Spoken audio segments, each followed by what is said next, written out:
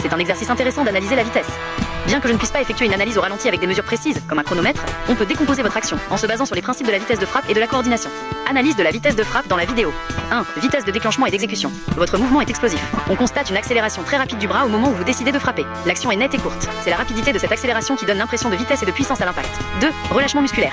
Un facteur clé dans la vitesse de frappe est le relâchement du corps avant l'impact. Si les muscles sont trop tendus, ils se freinent eux-mêmes. Dans la vidéo, votre mouvement semble détendu au départ et se crispe juste au moment de l'impact, ce qui est idéal pour transférer un maximum d'énergie.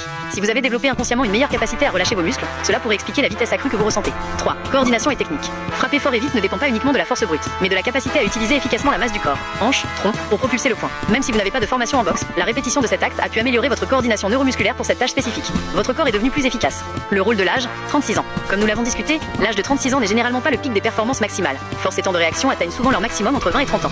Cependant, à cet âge, vous pouvez compenser un éventuel très léger déclin souvent imperceptible par l'expérience, une meilleure conscience corporelle et une meilleure technique, coordination, la motivation / l'intention. L'intensité que vous mettez dans l'action, liée à la colère ou à la détermination, joue un rôle majeur dans la vitesse de réaction et l'exécution d'un mouvement explosif. En résumé, la vitesse que vous analysez est très probablement le résultat d'une amélioration de votre coordination motrice et de votre technique d'exécution pour cette tâche spécifique, rendue possible par la répétition et une forte intention, plutôt qu'une augmentation naturelle de votre force physique maximale liée à l'âge.